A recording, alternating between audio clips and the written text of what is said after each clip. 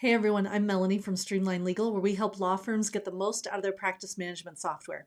Tonight, we are talking about tasks, and we are about 2 weeks out from our next task list workshop. And so if you are interested in coming and joining us in person to start building those task lists in Clio, then definitely go check out our website, grab the next date. We actually only have one more opportunity, one more seat for the next date until it's full.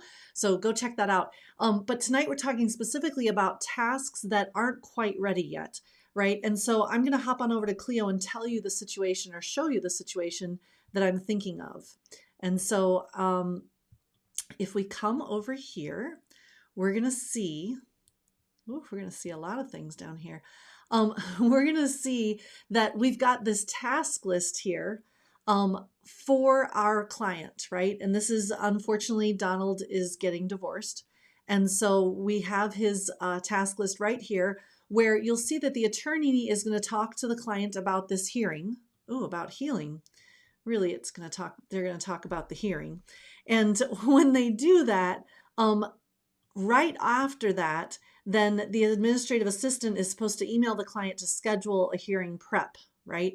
And so here's the trick though.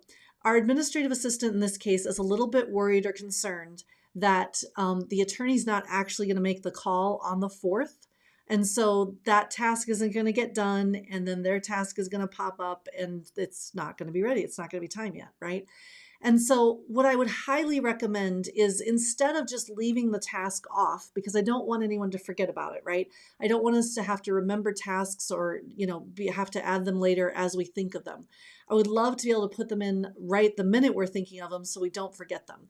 But it's obviously a little tricky with the timing, right? So I'm going to go ahead here and show you that we can make this task, sending that email to the client to schedule for the hearing prep, we can make that dependent on the first task, right? So if I come in here, and again, these are just one-off tasks that I've made as I thought of them and remembered them.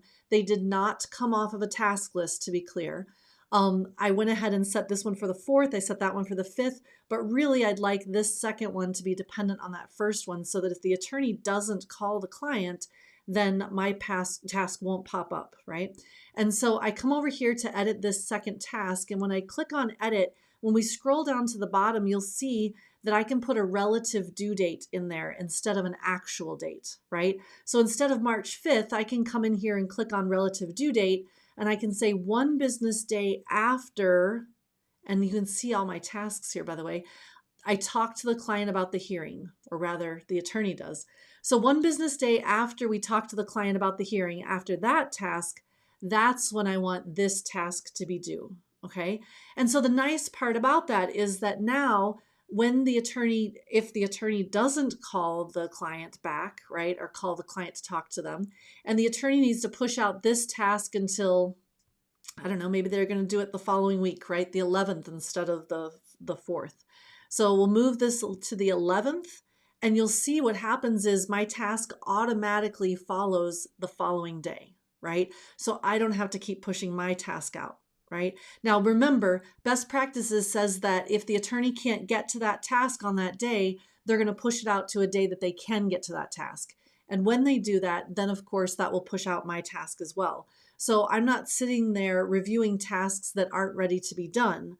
Now, the other nice part, don't forget about this, is that if the attorney forgets or doesn't move that task out, now ours is going to pop up because, again, they're dependent on when the task is due, not when it's actually accomplished. And so what's going to pop up for me, the administrative assistant, and I'm going to say, excuse me, Mr. Attorney, are you calling that client, right? And encourage them or remind them to go ahead and accomplish that task. So this dependency is super, super helpful so that I'm not reviewing a bunch of tasks that I don't need to do anything with, right? Either the attorney or the other team member, maybe another administrative team member, is pushing their tasks out when they're not able to accomplish things, and that's going to push out everybody else's that are dependent. So again, task lists are not the only tasks that we can make dependent. We can also make one-off tasks dependent on other tasks that are in the matter. So give it a try. Let me know how it works. It's definitely a step up. It definitely makes the amount of tasks that you're moving around that much less and that much more helpful. So Again, if you're looking to build your own task list with Streamlined Legal, please do check out our website so that you can sign up for our next task list workshop. Thanks so much and have a great evening.